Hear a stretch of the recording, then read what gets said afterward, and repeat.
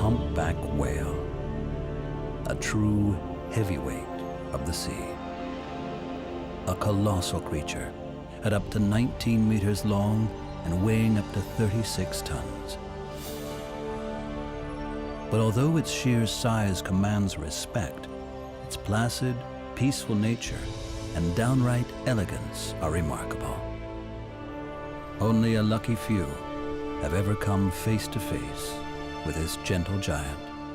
It's a once-in-a-lifetime experience.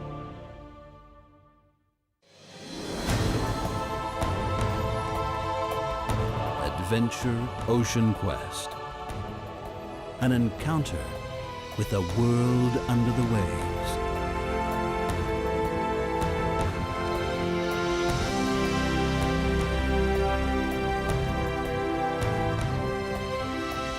With divers who become underwater beings themselves. They work together with scientists on all the world's oceans.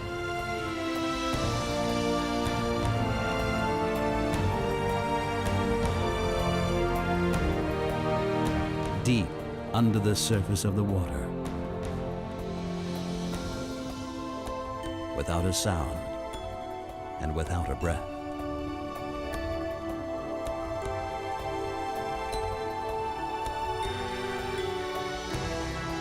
Adventure in the depths of the sea, the likes of which has never been seen before.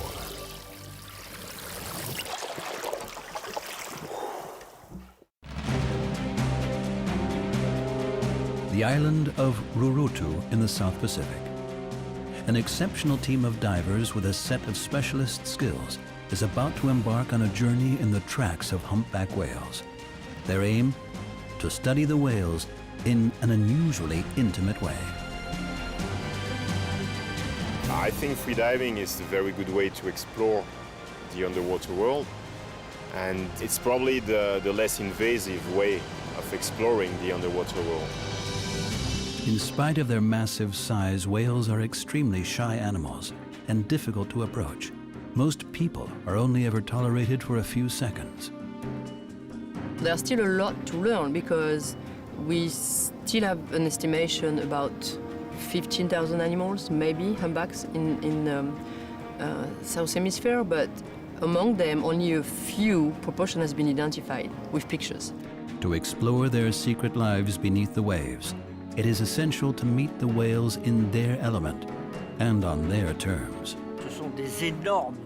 These whales are enormous. They're not small fish. They weigh 30 tons. That's a bit like an approaching bus. They are really majestic.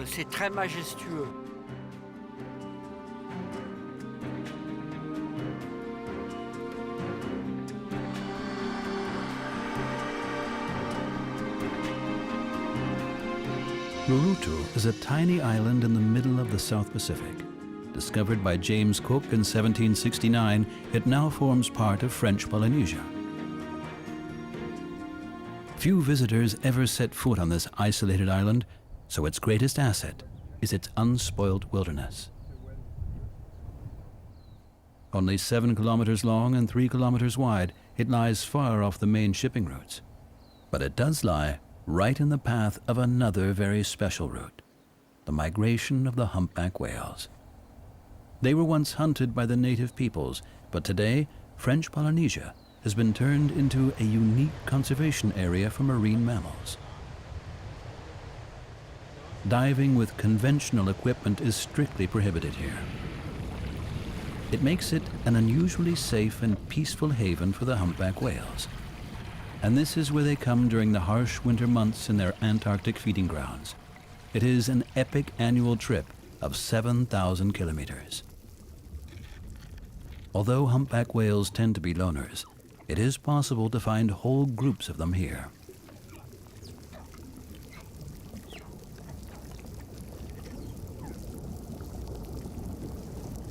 It is an ideal place for a whale nursery. The cows give birth to their calves in these warm tropical waters. Here their young are safe from deep-sea predators and protected from violent storms.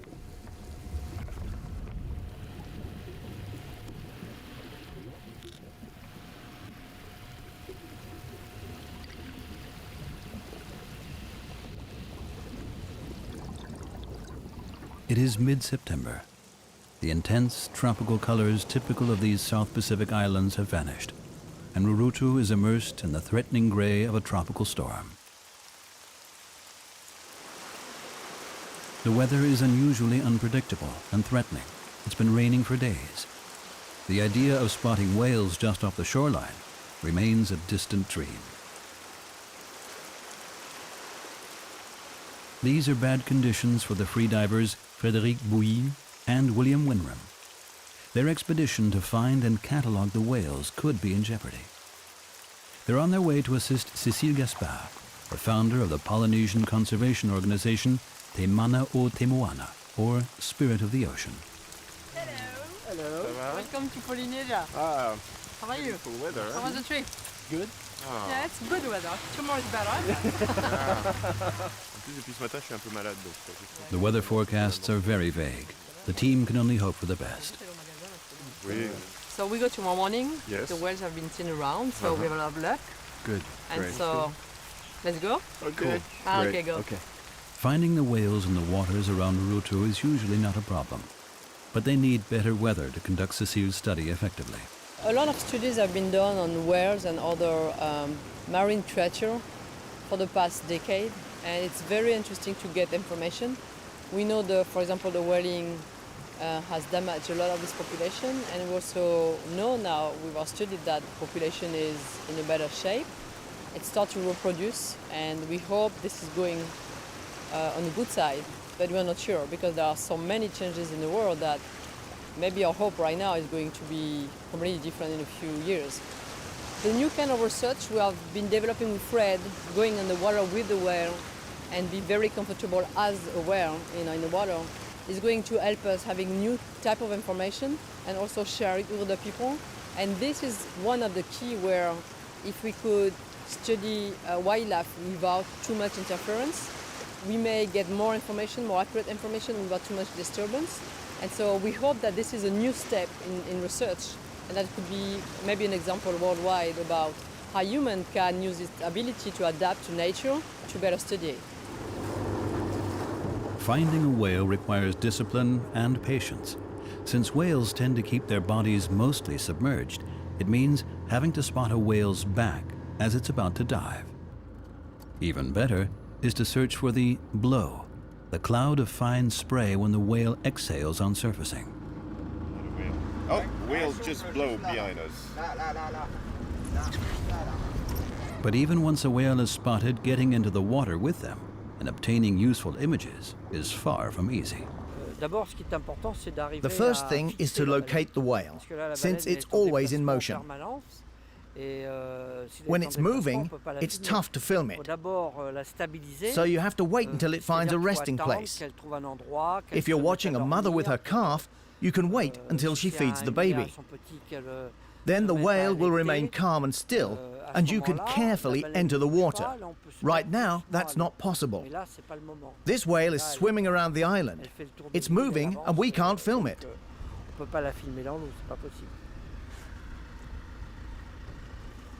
The search for whales is tough and time-consuming.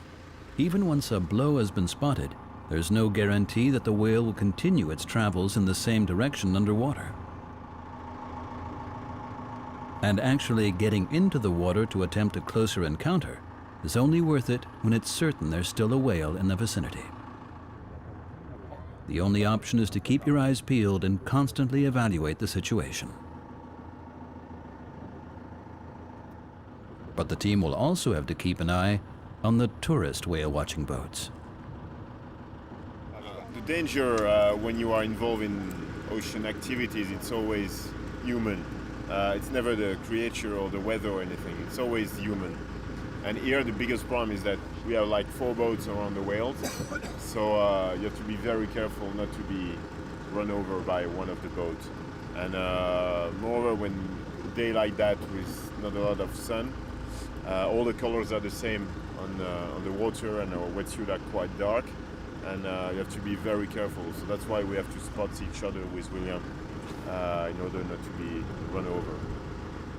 But the whale watchers give up. Fred and the team have more patience and continue their search. Finally, a humpback whale.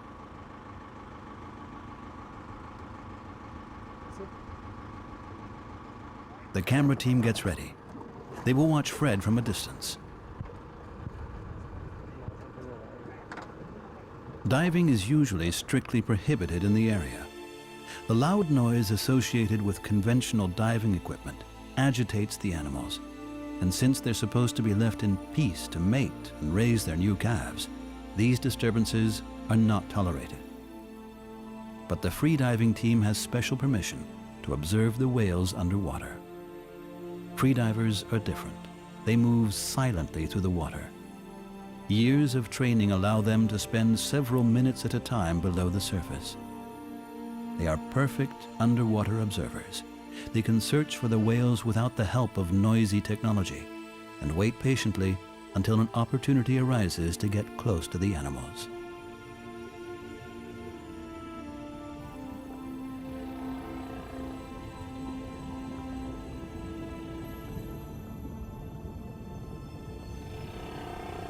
But the whales are very alert. Despite the freedivers' utmost care, they soon put an end to their rest period and move on. The good news for the team is that they don't seem to be nervous. They even take the time to investigate the divers. It bodes well for any future encounters.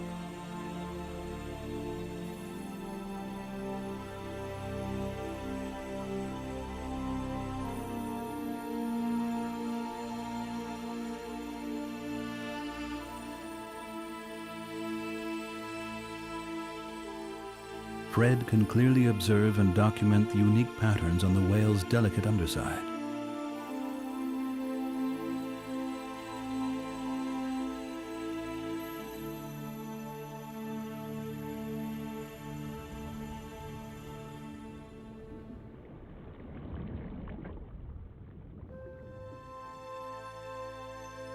Conditions improve. The weather gradually clears up. But for now, the team's luck has run out, and they don't spot any more whales. Fred and Will decide to find out more about the indigenous population who used to hunt whales around the island. Perhaps they can shed some light on the best places to find the whales. They visit the caves in which the original inhabitants lived, and from where they would look out for passing whales. The steep cliffs provided not only protection but also a good vantage point to scan the sea. Calm and protected bays allowed them to go out to sea even in rough weather. But reaching the caves is anything but easy and involves traversing difficult terrain.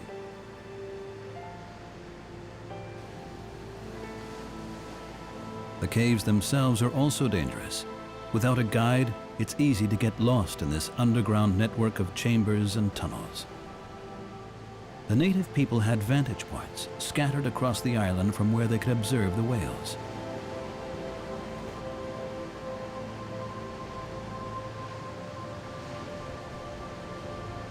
Rurutu's hills reach almost 400 meters above the sea level.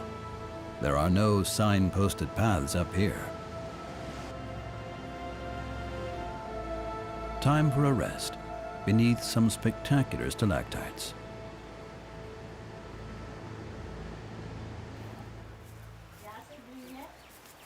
Even today, there are still people on the island who remember the old whaling days and their ancestors' traditions. Fred has been told about Mama Pare, one of the oldest islanders. She's written a book about the history of Rurutu. Perhaps she can explain the whale's current elusiveness after their initial brief encounter. Là, en fait, ça fait plusieurs jours qu'on est... We've been here for several days already, and we still haven't come close to any whales. Are there years when there aren't any whales here? En fait, toutes les années, il y avait eu des baleines, mais on a entendu dire quand The whales come every year. American and Japanese whalers killed hundreds of them, so now we see a lot less of them than in the past. Now the fishermen have to go on long journeys.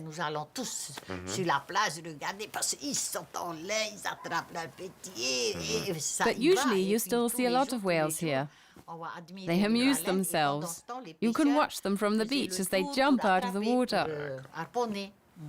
It's a disadvantage for you since you've not been allowed to hunt whales for years, but the Japanese still kill many. We caught one whale in 1930 and then the last one in 1957. That's over 20 years later. You didn't catch any whales for 20 years? No, not a single one. Do you think that they'll come back soon? There are some around. A few people saw one not long ago. They told us it was a mother with her calf.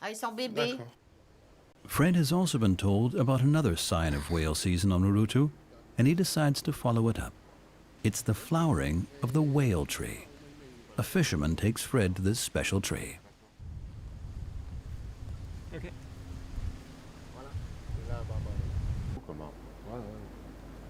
So the tree is in full bloom at the beginning of the whale season. Yes, that's when it's covered in blossoms. When it begins to flower, it means that the whales have arrived. That's when the whaling season starts. That's right. And what happens when the trees finish flowering? That's when the whales have gone. So we may have come at the end of the season. Yes. If this bit of local folklore is correct, the team has come here at the right time. But then there's another setback. Sirens sound an alarm. There's been a fax from Papeete, the capital of Polynesia. It's a tsunami warning. Nobody seems to have concrete information. The team desperately tries to find out more.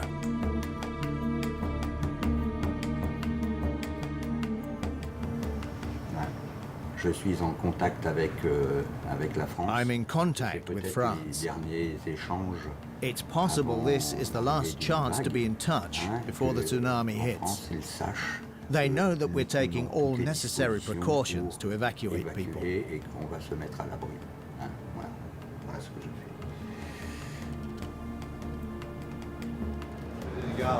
So we stay here until it arrives? I guess.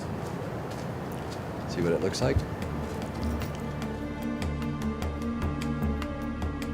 The island's shoreline is quickly evacuated. Technical equipment is packed and everyone hastily retreats to higher ground.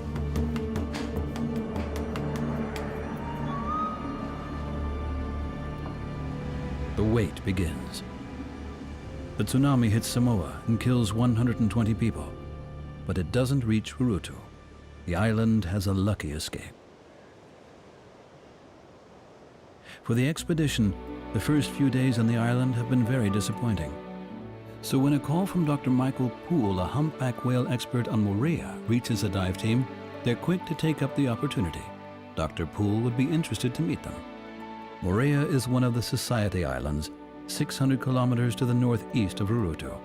Its bigger neighbor is Tahiti. It is located right in the heart of the conservation area for marine mammals that was established in 2002. Lush vegetation and high trees cover the island, and imposing volcanic peaks rise up from the sea.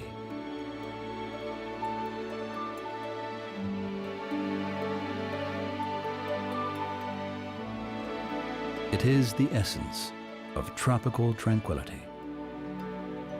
The bright turquoise bays with their deep, clear waters are lined with a protective fringe reef that reaches right around the island.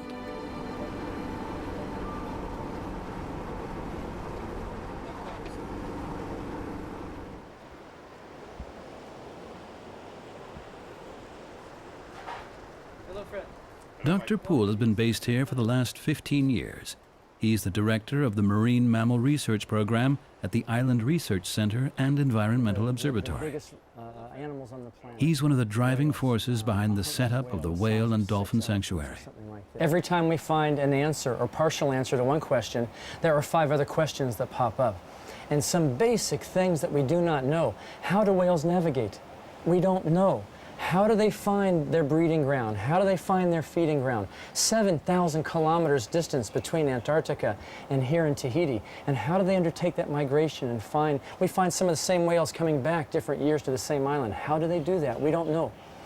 The song of the humpback whales, the males that sing the song, what is it really for? We have different hypotheses, but no one is totally sure really what's going on.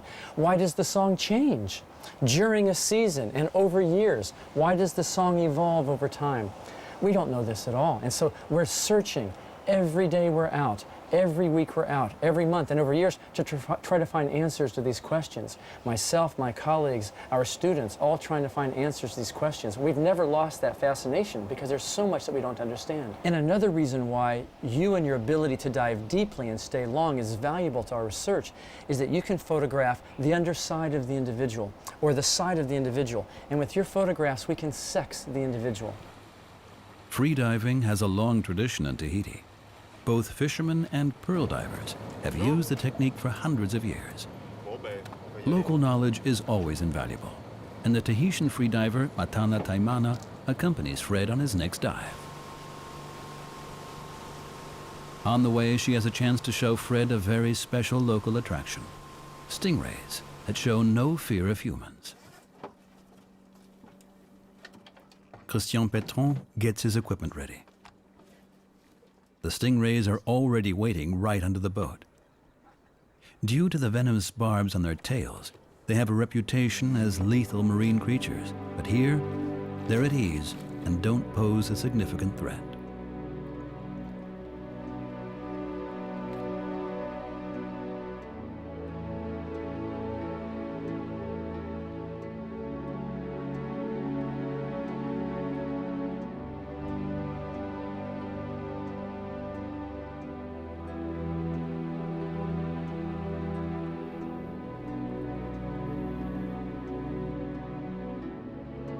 Elegantly gliding through the water, the rays live up to their docile reputation and don't respond nervously to the divers.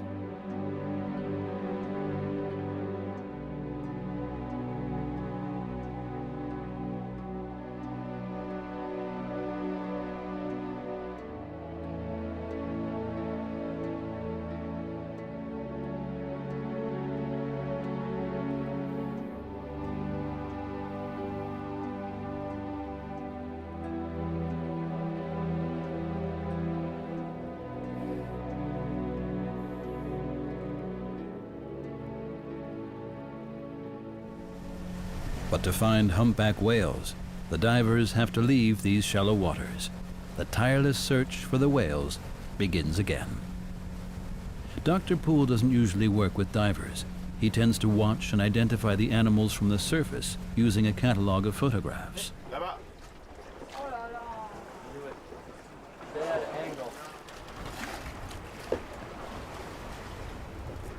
Humpback whales have completely individual tail fins, distinct both in shape and coloration. Occasionally, the whales give spectacular, even acrobatic performances.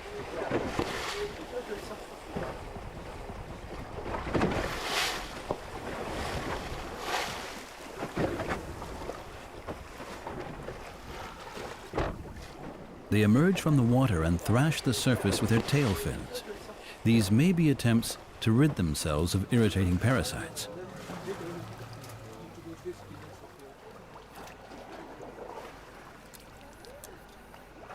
The energetic spectacle means that fragments of whale skin come loose, which the scientists quickly gather from the water.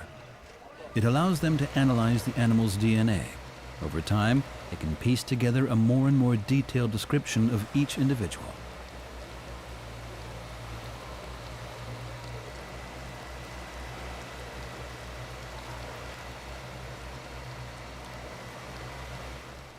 Fred prepares for a dive.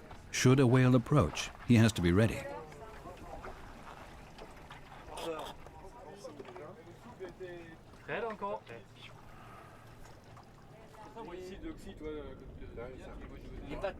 Christian is only too aware that it will take a bit of luck to get the chance to film Fred near the whales.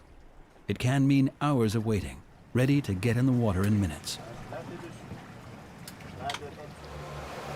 Patience is one of the absolute requirements to make it as a wildlife filmmaker. Then they're in luck. They spot a whale cow with her calf. They seem to be resting near the surface. There's no time to lose.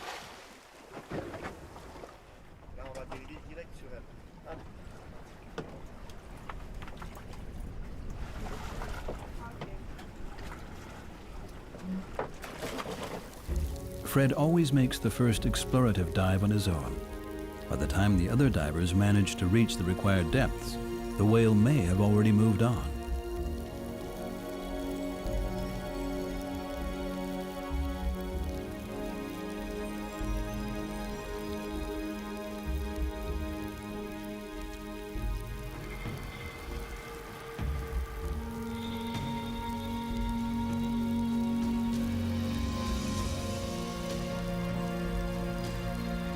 This time, luck is on their side.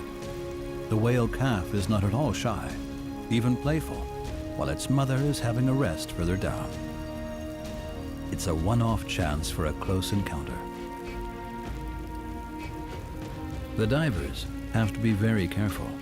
Even a calf's tail fin could wreak havoc. But this intimate meeting of the whale baby and the free diver is over all too soon. The mother eventually intervenes, and the two majestic marine mammals move on.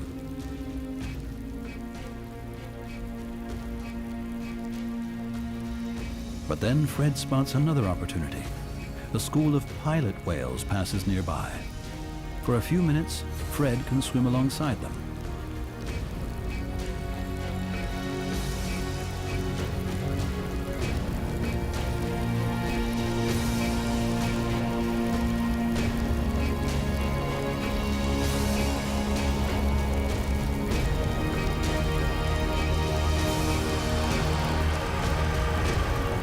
Pilot whales are being followed. An oceanic white-tipped shark is on their tails. This is a formidable predator, reaching around 3 meters in length. But the whales are safe in its company. Oceanic white-tipped sharks are often found in the company of pilot whales, although the reason for this association is not fully understood. It's a breathtaking experience for Fred. For a few seconds, a few minutes, I'm really part of the environment as one of the inhabitants of that environment. I try not to bring my human abilities with me, but try really to forget about them, bury them somewhere in my brain, and just being like an animal or part of the area I'm diving. Freediving allows you to do that.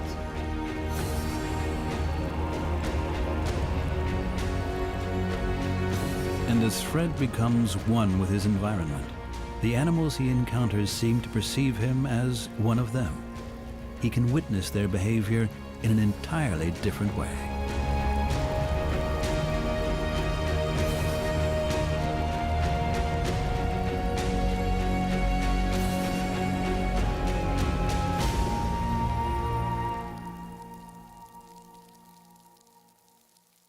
Tracking whales is laborious and time-consuming, but there are some shortcuts. Sometimes it's possible to hear these giants before you see them.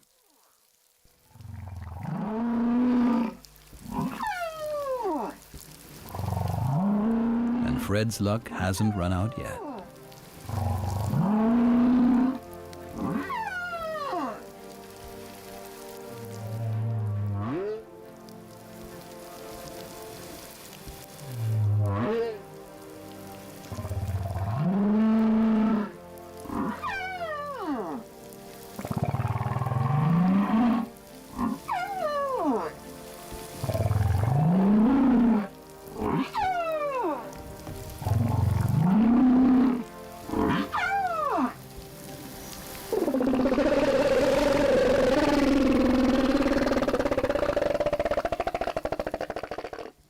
Photographs like these can only be taken underwater. They're a very welcome addition to the whale researchers' catalog. So maybe we can talk about this mark now? That's really pretty, Fred. I mean, from an aesthetic viewpoint, it's absolutely beautiful. Nice marks, yes. And look how these throat plates bifurcate. Can you go backwards just a second? Right here, splitting into two, indeed, allowing more spread, more expansion as it takes in water and food. Very, very nice. These detailed photographs of the whale's unique markings are invaluable to Dr. Poole's research. Working from the boat, he would normally be unable to take any pictures as detailed as these.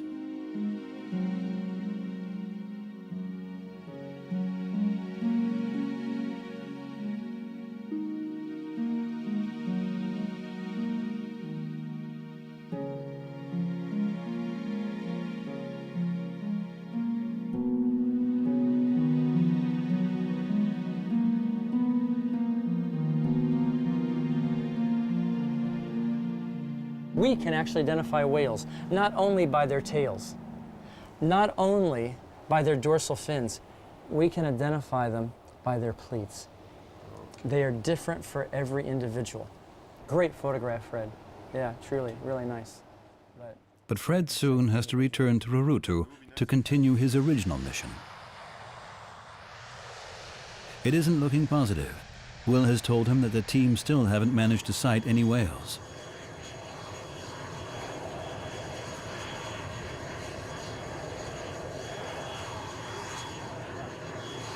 This is highly unusual for this time of year. Normally, there are always several whale groups in the area.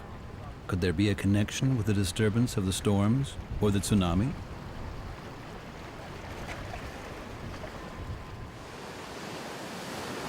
Not a blow anywhere to be seen. A frustrating wait for the divers.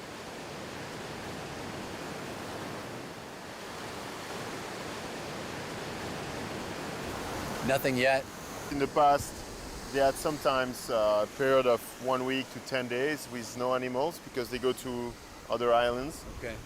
So hopefully it's the case and they just left for 1 week or so, but still it's apparently like 8 days now they haven't seen a whale. We have to keep our fingers crossed and hope for the best.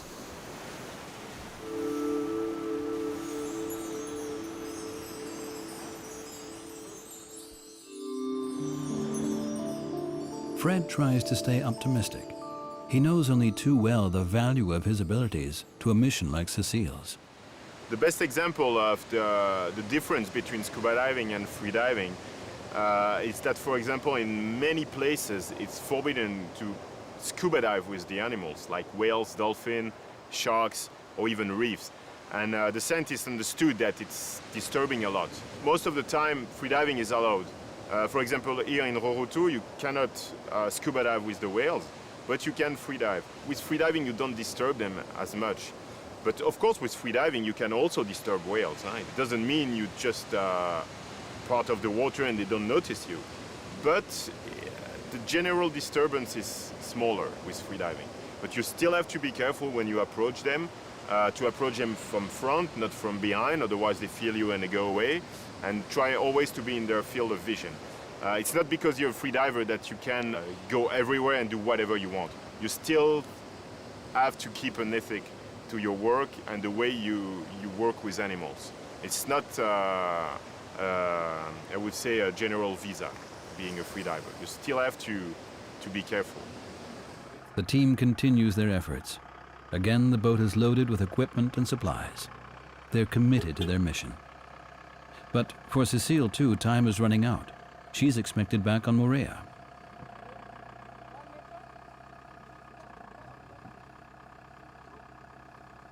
So Christian wants to try a different tactic to track down the whales.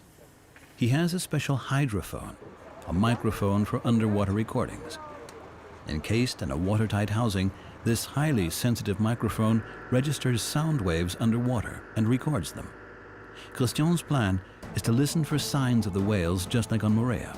And if you can hear a whale, you can also find it.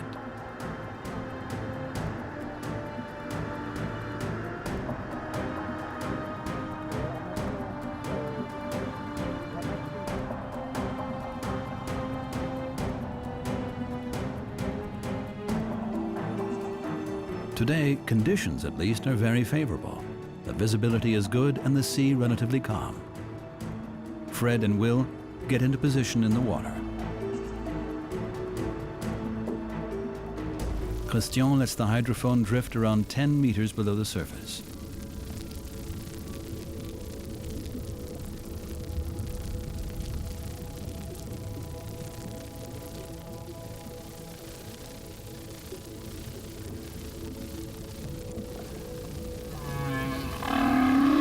And the tactic seems to be working. They pick up some interesting sounds. And these are special. They clearly originate from a whale. The problem is to work out the direction from which the sounds are coming. Finally, success. They've come across a singer. Whales take up a particular position in the water when they're about to sing. They remain motionless in the water column, head down and fins outstretched. Underwater, it's actually possible to feel the powerful sound waves. The exact method of generating the sounds is unclear. Unlike land animals, the whales don't exhale while producing them. It's possible they manage to recycle air within their bodies to continue their songs without having to breathe.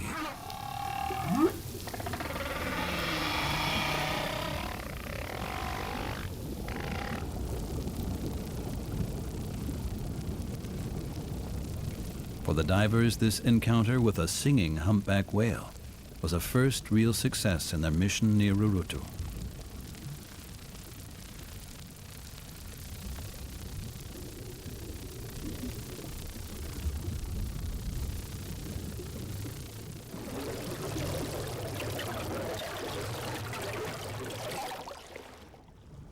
They return to dry land and prepare to brief Cécile in the evening with precious underwater images as well as observations of the behavior witnessed.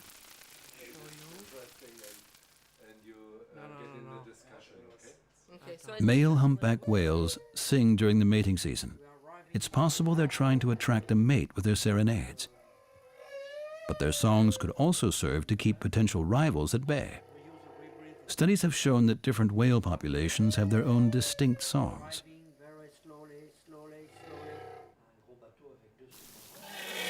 The tunes the males produce are complicated and travel for hundreds of kilometers underwater. The different sounds combine to produce individual verses, which are repeated in a particular order and are constantly developed further. Cécile explains to Fred why she is so interested in more information about the whales. What is your hope for the future? So I think even if we feel there's been very good action in the past, we still need to go and do more, and we need to go very fast. So I think whales are very appealing to people, and if really there's a message that whales are still threatened by all the human activity, even if it's not hunting, but now it's pollution and global warming, then we hope that these people may be more sensitive to react. We also found that when people had close contact with a wild animal, they feel they know this animal better, they feel it different way, and when they come back home, they are like, okay, now maybe I'm going to recycle my trash. So we try. The divers are eager to continue their work the next day, but they don't get very far. The engine breaks down.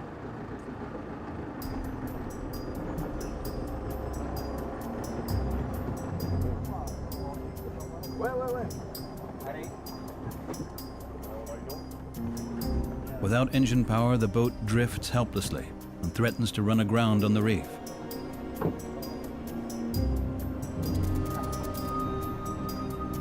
They have to abandon their whale search before it even started.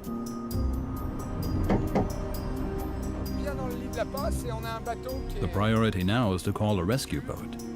Faites un signe aux bateaux qui viennent bien vers nous tout de suite. Christian, faites signe aux bateaux qui viennent.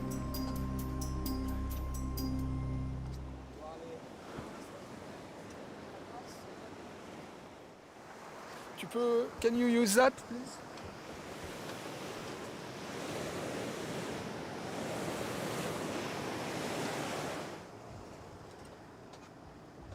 Attention à déborder, préparez-vous à déborder.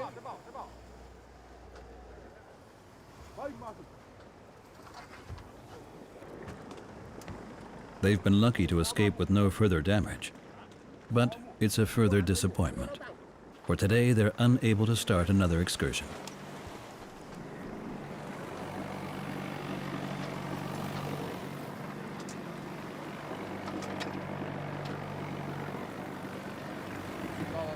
Fred and Will try to spend their time usefully and visit the next village to stock up on supplies.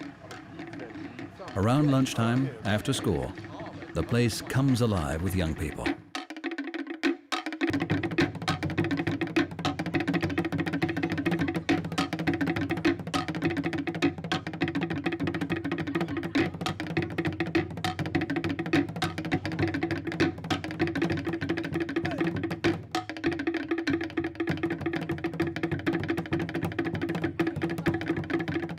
people are very friendly here at Rurutu. You see it's a very small island, so everybody knows each other's.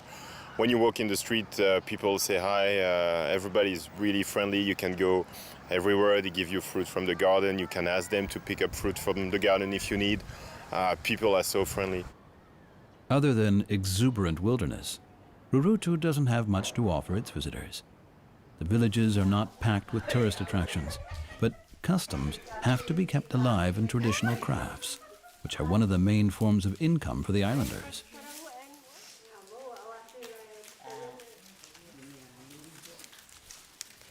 But there are one or two surprises in store for the divers.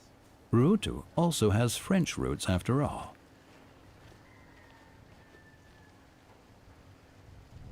The divers need to have a high-calorie intake, and they found just the place to get them.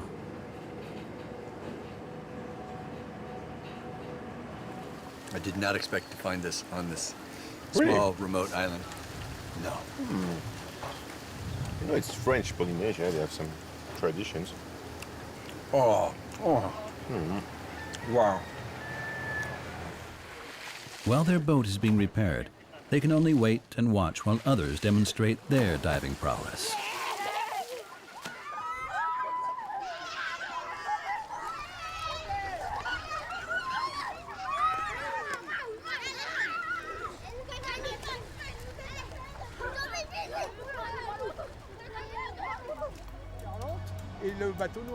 A new day brings fresh hope, but although the sun's out, diving conditions are bad.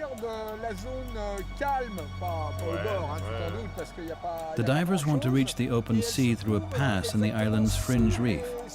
There are only a handful of these gates in the reef. Things aren't going to plan.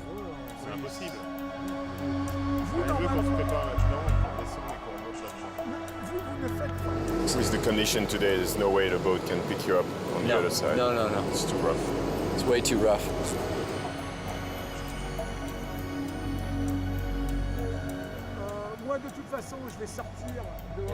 For us conventional divers, big waves aren't a problem. We can dive under them. But for the free divers, it's impossible because they get overrun by the waves and can't prepare their dives. Even the stunning South Pacific beaches are no consolation. The divers are again forced to wait until wind and waves calm down.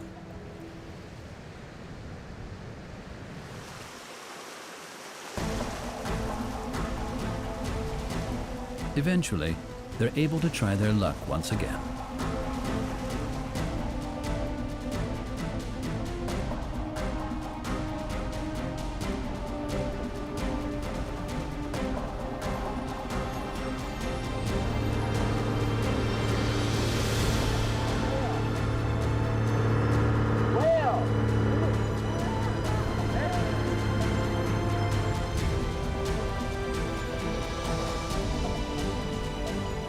This time, the start is more promising. Now they have to follow the whales.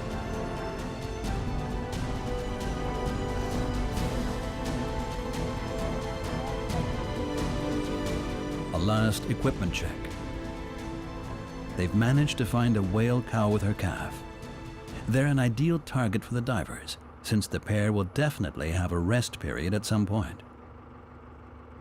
The divers continuously check that they haven't lost the whales.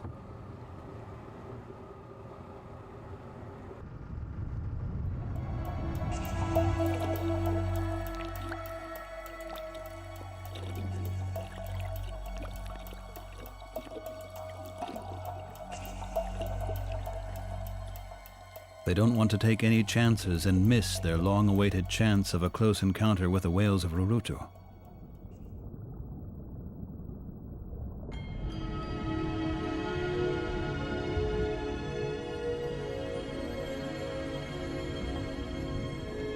Finally, things seem to be going their way. They can risk approaching the animals face to face underwater.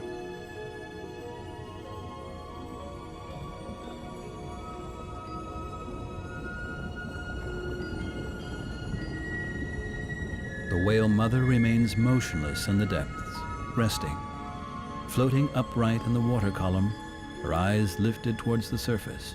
She keeps an eye on her baby.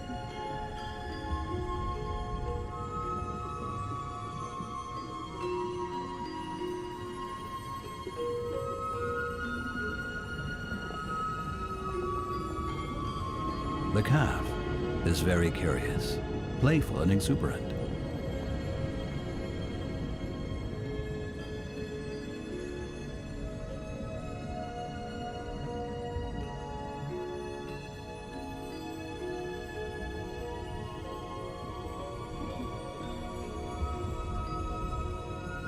Although still a baby, it is already an enormous animal and dwarfs Fred. It seems curious about this silent intruder into its underwater world and shows no signs of nervousness.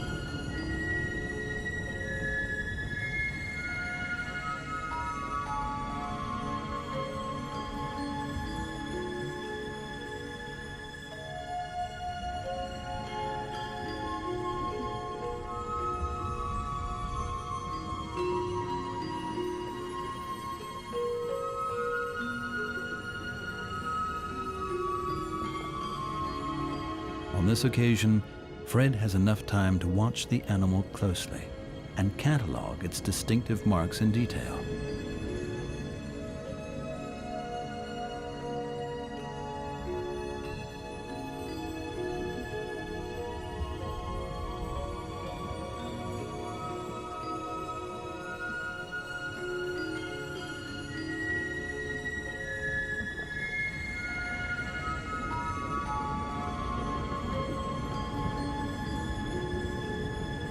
It's a unique and rare opportunity to meet these mysterious creatures on their own terms and in their own element, before finally it's time for the mother and calf to move on. This mission turned out to be no easy task for Fred and the team, but despite all the setbacks, they've been successful in delivering some important underwater images of the Rurutu whales. They will provide valuable information and identification clues for the researchers. These are the picture I took the other day of the mother and calf. The calf was very playful. We had to be careful because he was really like a little kid, little pup.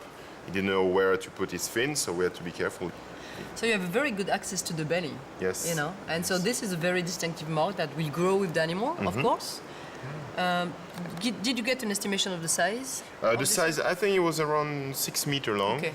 It was young, but from this year for sure, but maybe 1.5 months old already. It was just not a newborn. Okay.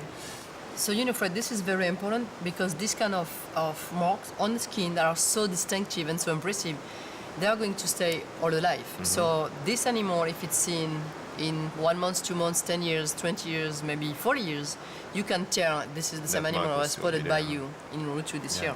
So that's very interesting. Maybe during my next trip to Antarctica, I might bump into that whale again. Exactly. So this is how it's very important for not only researchers, but tourists and any people that have access to whales and take pictures to be able to download the pictures to this very extensive catalog. And then if you have specific mark like that, or natural mark like that, they should be labeled so people could find them again. Yes, I'm always happy when one of my picture can be used for something else than just being a picture.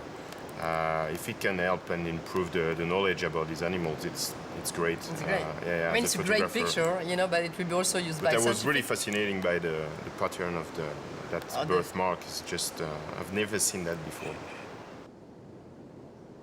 Part of the fascination people seem to have developed for the whales here must surely also lie with their exotic summer territories, the South Pacific. What we find here in islands like Rurutu, it's the Pacific Islands 150 years ago.